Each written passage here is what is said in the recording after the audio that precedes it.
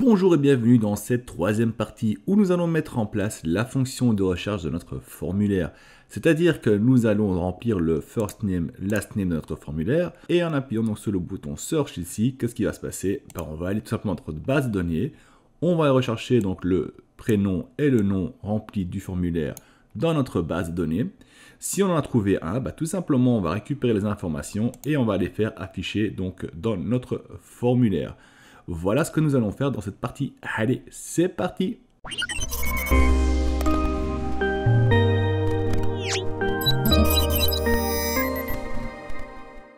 Alors, comment cela va fonctionner? Tout simplement, on aura besoin d'avoir deux étapes. Et donc, la première étape, c'est d'aller récupérer donc toutes les données de notre base de données et puis d'aller filtrer donc sous le prénom et le nom. Récupérer ces informations-là et bien sûr les transmettre à notre formulaire. Donc pour ça, on va dans notre éditeur de code, on va dans le student util, et là vous pouvez voir, donc j'ai créé une fonction qui s'appelle tout simplement le getStudentByFirstName et lastName, qui contient donc deux paramètres, le prénom et le nom. L'objectif ici c'est quoi? Tout simplement ici, on récupère donc toutes les données de notre base de données qui se trouve sur la page student ici, donc tout ce qui est ici, on récupère. On le stocke donc dans la variable qui est ici de studentList. De cette variable-là, tout simplement, qu'est-ce que c'est? C'est une liste qui contient une liste, tout simplement. Donc rappelez-vous, la première liste contient les lignes de notre tableau, et la deuxième liste contient donc tous les tableaux de notre tableau. Et donc, on va utiliser, après, dans la liste qui est ici, on va utiliser une fonction de JavaScript qui est déjà existante, qui est tout simplement le filter, qui permet donc de filtrer une liste et donc de pouvoir dire récupère-moi uniquement l'entrée qui contient un tel information. Dans notre cas, c'est ce qu'on veut, c'est récupérer donc le first name, last name. Donc qu'est-ce qu'il va faire en fait? La liste va venir ici dedans. Première ligne, et il va dire est-ce que le first name et le last name est égal au paramètre donné? Oui, très bien, on va redonner ceci, c'est tout. Et donc ceci va contenir donc l'étudiant trouvé. C'est pour ça qu'on le limite simplement au premier trouvé. S'il en trouve plusieurs, ça sera toujours le premier qui trouve qu'on renvoie. Alors, une fois qu'il y a un étudiant, on va vérifier s'il y a un étudiant. Donc si on a trouvé un étudiant avec le prénom et le nom, tout simplement on va retourner une construction de l'objet student. Ça veut dire qu'ici, j'ai créé une fonction à part qui nous permet de créer un student très facilement. Donc on lui met l'array, donc une liste qui contient donc toutes les informations de notre table, et on va créer donc un nouvel étudiant qui contient ces informations-là, donc pour l'ID, le prénom, le nom, et ainsi de suite, et on va retourner donc un objet de type student. Donc là, l'objet sera retourné. Par contre, et là c'est la petite particularité que j'ai ajoutée ici dedans, c'est que s'il n'y a pas d'étudiant qui a été trouvé, donc ça veut dire la recherche n'aboutit à rien, on ne trouve pas d'étudiant avec le prénom et le nom donné, tout simplement on va utiliser le spreadsheet getUI. Donc c'est simplement utiliser la partie interface de Google Sheets et de dire écoute, il faut que tu m'affiches une alerte en utilisant donc ici le UI alert, et on donne simplement un texte, on dit que voilà, l'étudiant n'a pas été trouvé sous le nom untel et le prénom untel, ou plutôt le prénom et le nom untel. J'ai créé aussi une petite fonction pour tester cela, pour voir si cela fonctionne. Donc on va voir ce qui se passe, donc je vais lancer mon code. Donc là, je fais une recherche donc, sur un étudiant qui n'existe pas. Donc le étudiant 89, si on va voir dans notre base de données, il n'existe pas. Donc là, ce que je m'attends à voir, c'est d'avoir un message d'erreur donc dans l'UI. Donc si je fais execute, on voit que le code se lance bel et bien. Le code reste tourné, c'est normal. Vu que l'étudiant n'a pas été trouvé, il y a cette partie-là qui s'est lancée, donc l'alerte. Et donc si on va sur notre tableur de Google Sheets, on voit qu'il y a une alerte qui a été affichée dedans maintenant. Donc tu vois, no student found et tout ça. Donc tout ce qu'il faut faire, c'est cliquer sur OK pour dire c'est bon et le code se terminera. Et là, nous allons faire un test pour voir qu'est-ce qui se passe si un étudiant est trouvé. Donc on va mettre ça, on va changer la... Et donc on va venir ici, on va changer la valeur en Daniel. Voilà, de rien. Comme ceci. On va donc exécuter notre code.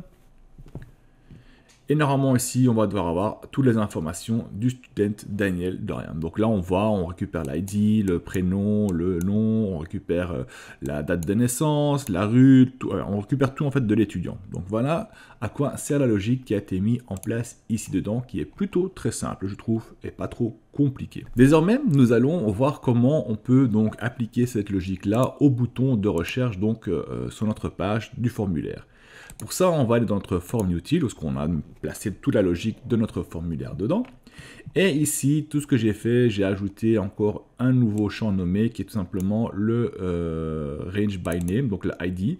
Donc l'ID se trouve où? Tout simplement sur votre page formulaire. Ici, si je veux le faire afficher, tout simplement le A1, c'est un champ nommé qui contiendra donc l'ID de l'étudiant. Donc là, si on va dans les données plage nommée, on peut voir que l'ID est bel et bien présent. Et donc, si on retourne dans notre logique qui est ici, donc ici, on récupère le champ nommé de l'ID, qu'on va placer dans le form ID range. Et j'ai créé donc une nouvelle fonction qui est tout simplement le bouton de recherche. Et qu'est-ce qu'il va faire? Tout simplement, on va avoir une variable qui s'appelle le found record. Le found record va faire quoi? Va appeler donc tout simplement la fonction student qu'on a construit ici, le getStudent first name last name, et va retourner un étudiant s'il le trouve, sinon un message d'erreur ou un message, une alerte sur la page. Donc ici, il va contenir soit rien du tout, soit il va contenir un étudiant. On va vérifier donc si le record n'est pas nul, ça veut dire qu'il y a une valeur dedans, donc c'est-à-dire un étudiant a été trouvé.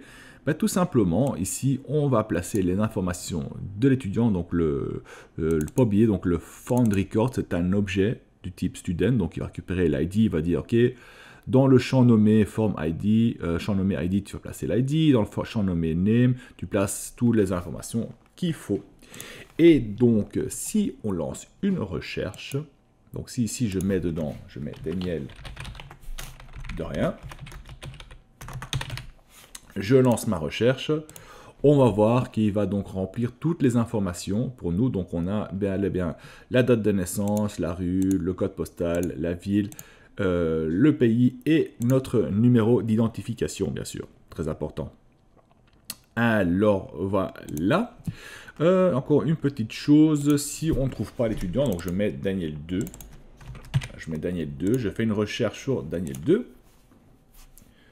Hop, il va me dire l'étudiant n'a pas été trouvé. Mais ici, je vois un petit souci, comme on peut le voir, si l'étudiant n'a pas été trouvé, on a toujours les informations de l'ancien étudiant.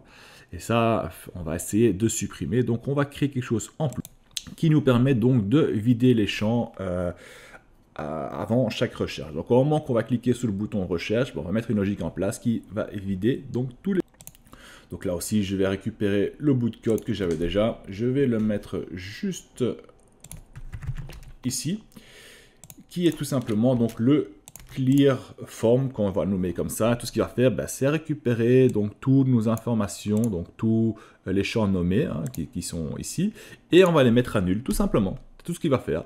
Et faire appel à cette fonction-là à chaque fois qu'on fait appel au bouton de recherche. Donc on l'ajoute dedans, on fait clear form, comme ceci. Voilà, on sauvegarde. On retourne sur notre page, on fait une recherche. La première chose qu'il va faire, c'est vider notre formulaire et puis nous afficher le résultat de recherche. Donc là, l'étudiant 2 n'a pas été trouvé. Très bien, il est vide, super. Si on met donc Daniel dedans et on fait une recherche, il va récupérer donc Daniel. Voilà pour cette partie-là. Attention, il y a quand même quelque chose de très important à dire, c'est de faire attention car si vous cliquez sur le bouton Save, ça ne va pas mettre à jour le record de cet étudiant-là. Donc le record Daniel Dorian, il ne va pas être mis à jour. Il va créer une nouvelle record, une nouvelle entrée. Donc faire attention avec ça. Et donc le bouton Save sert uniquement à sauvegarder pour l'instant. Et dans la prochaine partie, nous allons nous occuper de ça et donc faire en sorte de soit créer un record, soit de le mettre à jour s'il existe. Voilà, je vous souhaite beaucoup de courage avec cette partie-là et on se retrouve dans la prochaine partie. Allez, salut tout le monde!